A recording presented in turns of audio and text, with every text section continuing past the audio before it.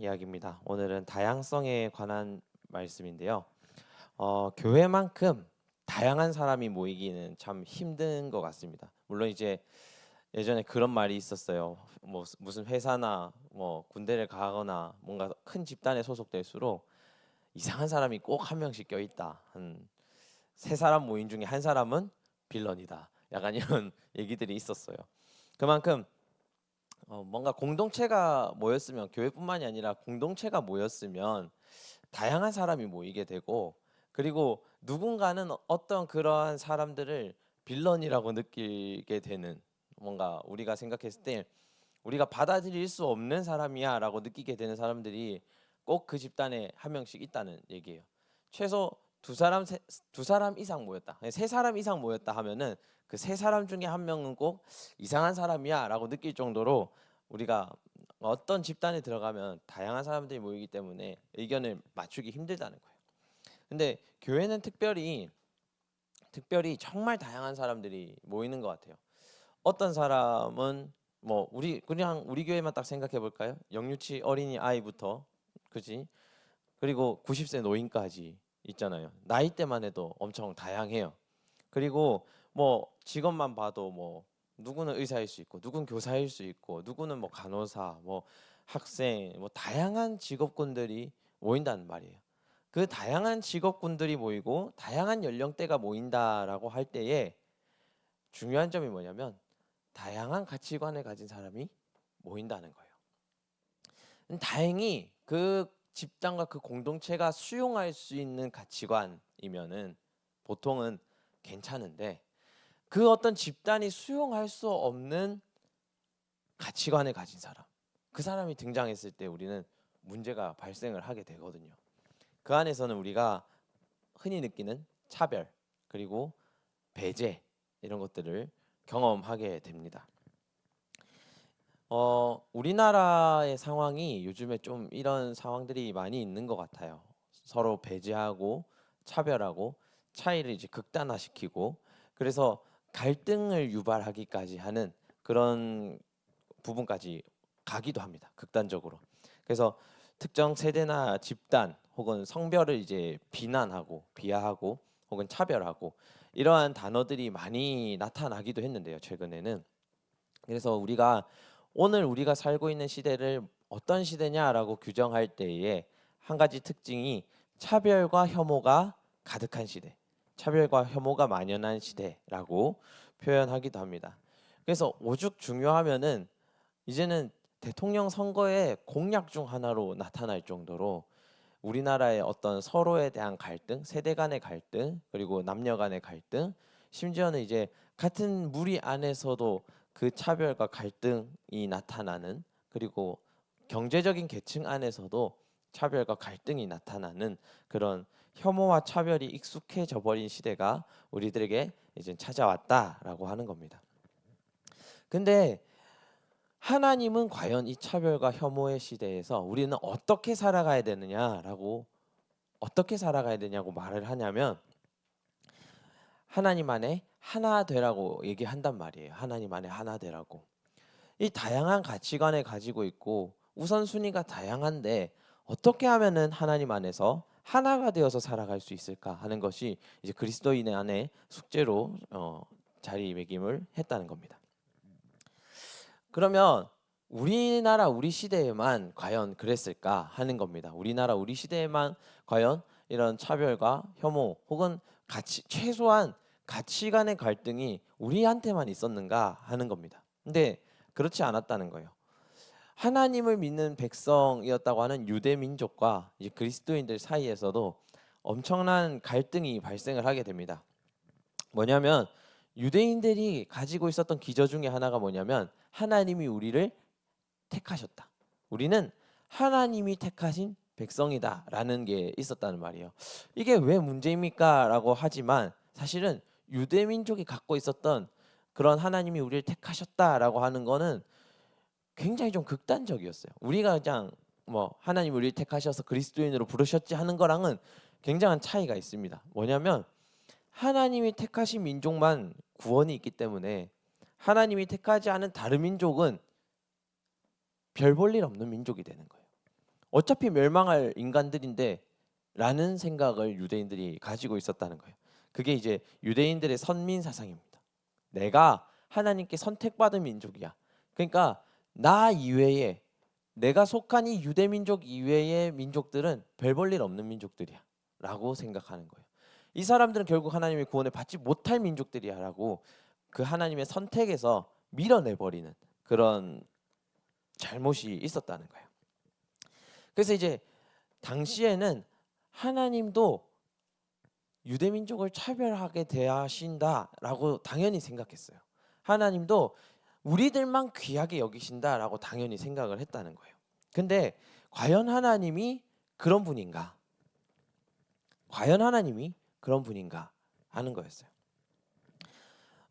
유대인들이 어느 정도였냐면 어느 정도로 심각했냐면 우리 예배당 들어갈 때 벽이 있어요.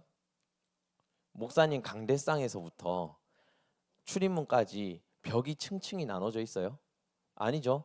들어가면 우리가 자유롭게 그냥 앉고 싶은데 앉을 수 있고, 그죠? 우리가 뭐 어느 날은 앞에 앉고 싶다, 앞에 가고, 뒤에 앉고 싶다, 그럼 뒤에 가고, 이게 우리 마음대로 돼 있잖아요. 그리고 어느 날에는 뭐 누가 예배당 들어온다고 길을 막고 서 있고 막 이렇지 않잖아요, 그죠? 근데 유대인들의 회당에는 그게 있었다는 거예요. 지성소라고 하는 하나님의 법전을 모셔놓은 공간에서부터 층층별로 다 벽을 나눠 놓고 여기는 유대인들만이 머무를 수 있어. 여기는 이방인들이 여기까지는 들어올 수 있어.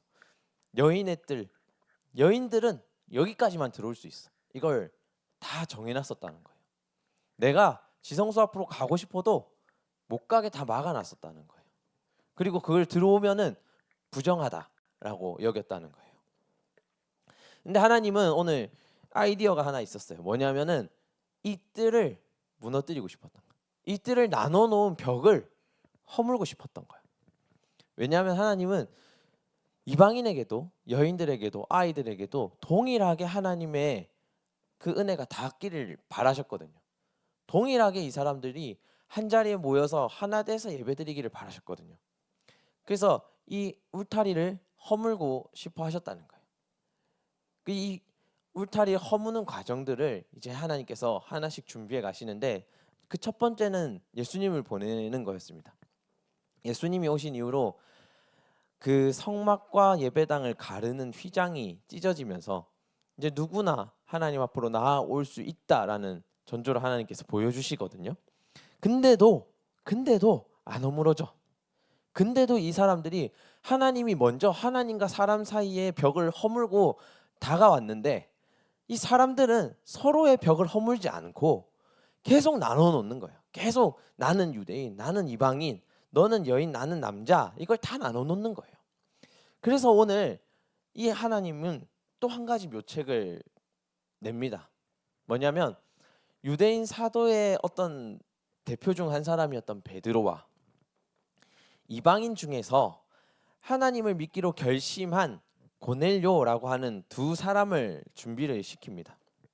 이 두 사람을 준비시켜서 베드로라고 하는 사람에게 하나님이 환상을 먼저 보여주시고 고넬료라고 하는 사람을 하나님이 설득하셔서 이 베드로를 그들이 같이 예배하고 있는 곳에 초청하게 이제 만들어 놓습니다. 베드로가 봤던 환상은 뭐냐면 이런 거였습니다. 베드로가 집 꼭대기에서 옥상에서 기도를 하고 있었어. 기도를 하고 있는데 하늘에서 웬 밧줄을 단 바구니 하나가 쓱 내려오는 거예요. 쓱 내려오는데 뭐가 들었나 하고 봤더니 그때 당시에 유대인들이 부정하다라고 느꼈던 음식들을 여기 다 담아 놓은 거예요. 그래서 베드로가 질색을 하면서 이렇게 하나님께 말을 합니다. 이걸 왜 하나님이 나한테 주는지 모르겠다라고 얘기를 합니다. 그랬더니 하나님이 너가 이 안에 든 음식을 먹어라 이렇게 얘기를 해요. 그래서 베드로가 화를 내면서 아니 나는 지금까지 정결하게 살아온 유대인인데 내가 어떻게 이런 걸 먹습니까? 내가 이거 어떻게 부정한 것들을 먹습니까? 라고 얘기를 합니다. 그랬더니 하나님이 대답은 내가 정결하게 구별하는 음식을 네가 뭔데 부정하다고 얘기를 하느냐라고 얘기를 합니다. 이거는 하나님이 이 베드로에게 비유로 좀 설명을 해주고 싶었던 것 같아요. 뭐냐면 하나님이 거룩하다 구별한 백성들을 왜 너희가 차별하느냐? 너희가 왜 나눠 놓느냐? 너희가 왜 수용해 주지 않느냐? 이들이 이제는 하나님을 믿기로 결심을 했는데 너희가 왜 그들을 밀어내느냐? 하나님 구원 밖으로 밀어내느냐? 이걸 이제 베드로에게 보여주고 싶으셨다는 겁니다. 이 베드로라고 하는 사람 우리가 좀 잘 아는데 고넬료라고 하는 사람은 좀 어색한 것 같아요. 좀 많이 들어보진 않은 것 같아요. 이 고넬료가 누구인지 성경에 나와 있는데 첫 번째는 이제 하나님을 경외하는 사람들 중에 한 사람이었어요. 하나님을 경외하고 또 많은 사람들 구제하는 데 힘쓰고 항상 이제 하나님께 기도하는 사람이었다라고 나와 있습니다. 우리가 이걸로 이제 봤을 때 고넬료라고 하는 사람이 원래는 이방인, 유대인이 아니었지만 하나님을 믿기로 결심하고 자기 삶을 거룩하게 구별한 사람이다라고 볼 수 있을 것 같아요. 그러니까 이방인 중에 다시 유대인이 되기로 결심한 사람 이렇게 볼 수가 있을 것 같습니다. 근데 이제 이 고넬료에게 베드로를 불러오라고 이제 천사를 하나님께서 보내시죠. 그래서 이 고넬료가 베드로에게 우리에게 와서 복음을 전해라라고 얘기를 합니다. 그래서 베드로가 여기서 하나님이 왜 아까 그 광주리 보자기가 나오게 나에게 그 보자기 안에 있는 그 부정한 음식을 먹게 하셨는지 깨닫게 되는 계기가 됩니다. 우리가 이 에피소드에서 보면은 베드로에게는 베드로만이 가진 벽이 있었던 것 같아요. 이방인들을 향해 바라보는 불편함이 베드로에게는 있었던 것 같아요. 근데 이 베드로가 당연히 이방인에게 하나님께서 또 말씀을 전하러 가라라고 했을 때 불편한 마음이 있었다는 거예요. 고넬료에게 가는 내내 베드로에게는 불편함이 있었다는 거예요. 근데 그들에게 다가가서 복음을 전하니까 그들에게 성령이 임하는 것을 베드로가 보게 됩니다. 그래서 베드로가 자기가 가지고 있던 선입견이 깨지는 거예요. 아, 저 사람들에게도 하나님이 있을 수 있구나. 하나님이 다가갈 수 있구나라는 겁니다. 이때 베드로와 이방인들 사이에 어느 정도의 갈등이 있었냐면요. 같이 앉아서 밥을 먹는 걸 혐오하는 수준이었어요. 같은 식탁에 앉아서 이방인이 밥을 먹고 가잖아요. 그러면 정결례를 행할 정도로 이 사람들을 혐오하는 수준이었어요.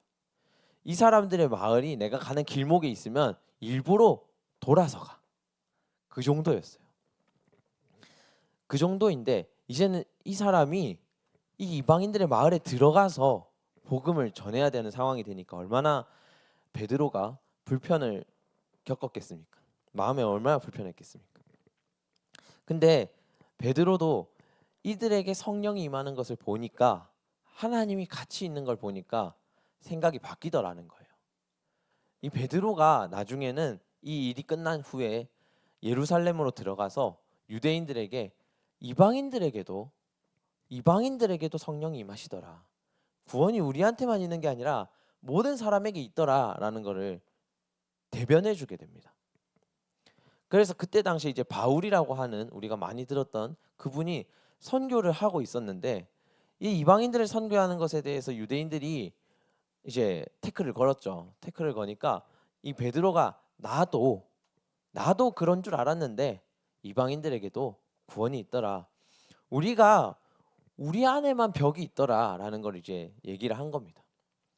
복음을 전하는 데 있어서 우리만 불편하더라. 하나님은 아무런 그 어려움이 없으시더라.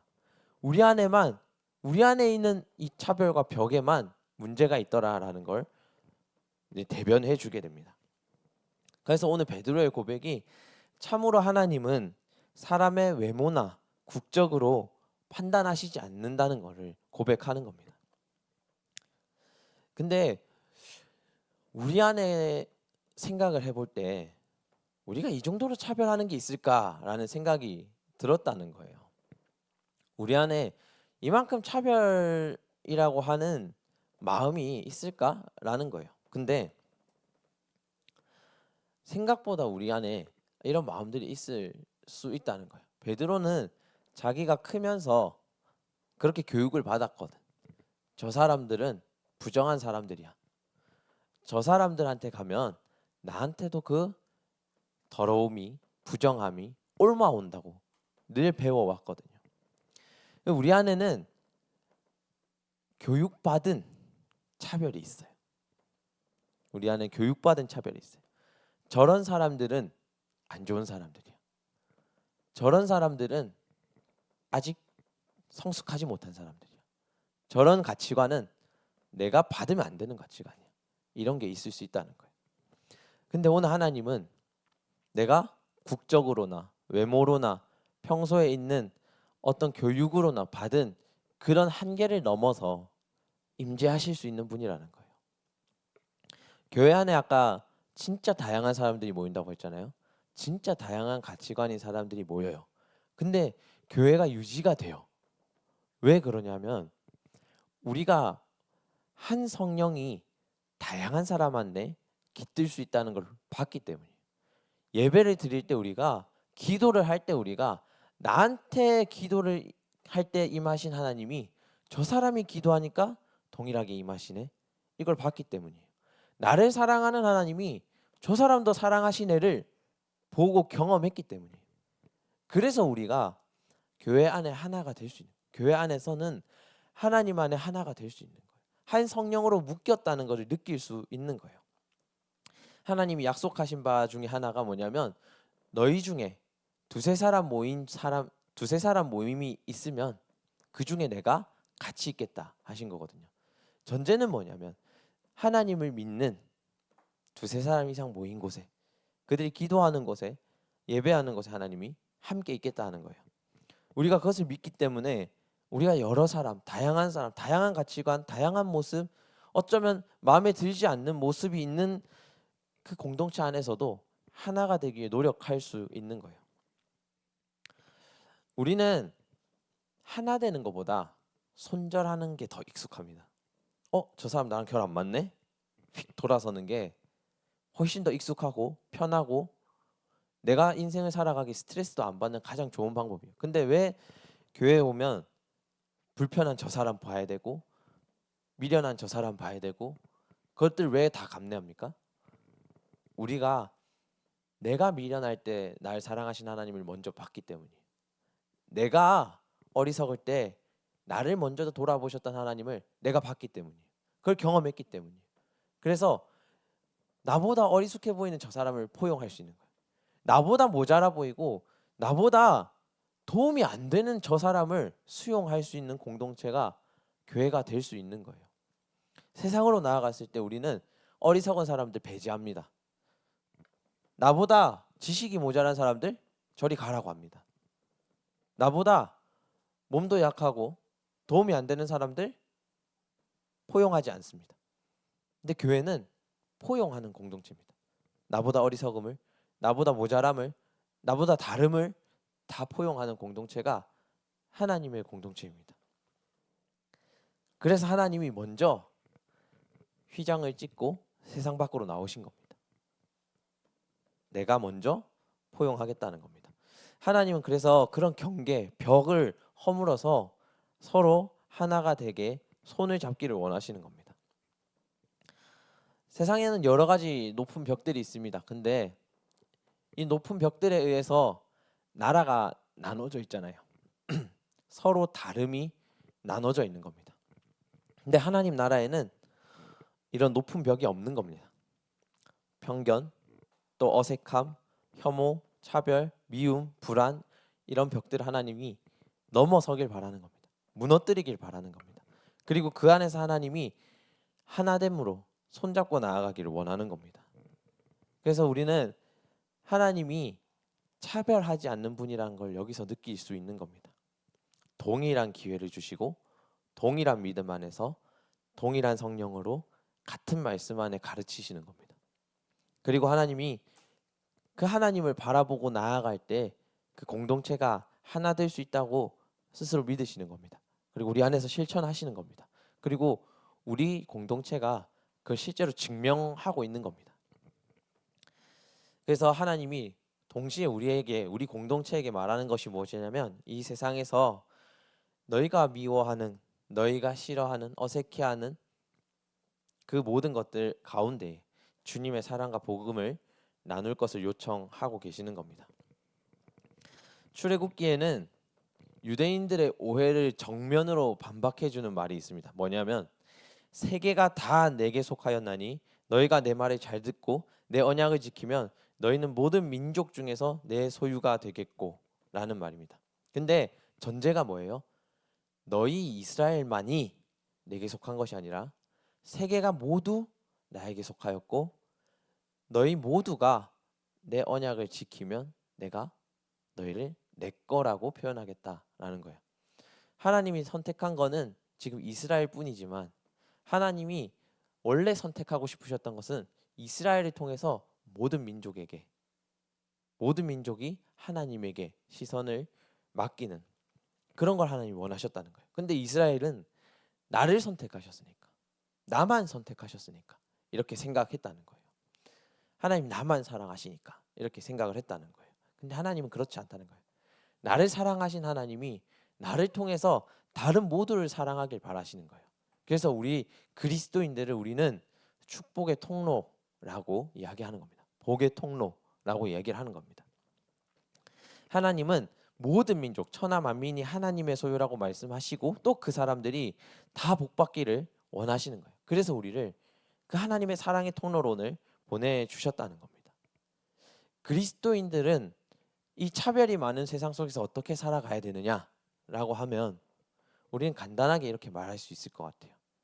그 차별 가운데서도 그 차별받는 사람들에게 하나님의 사랑의 통로가 되어주는 공동체, 복의 통로가 되어주는 공동체, 우리를 택하셔서 우리를 변화시킨 하나님을 전하는 공동체, 그 안에 하나님과 하나 되는 공동체가 그리스도인들의 공동체라고 할 수 있겠습니다.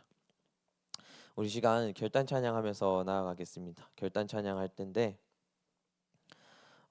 주 안에 우린 하나라는 곡입니다.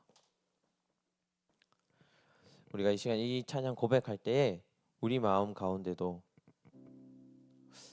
우리를 처음 만나셔서 우리 하나님이 나의 어리석음에 어떻게 반응하셨는가, 또 하나님이 내게 다가오셔서 우리 공동체를 허락하실 때 우리에게 어떤 기쁨을 주셨는가, 그것들을 잘 기억을 해봤으면 좋겠습니다. 그리고 우리가 모일 때마다 또 앞으로 모이는 그 순간마다 하나님이 우리 안에 어떤 은혜로 임재하실까, 그것들을 기대하고 또 기도하는 마음으로 우리 이 시간 결단 찬양하며 나아가겠습니다.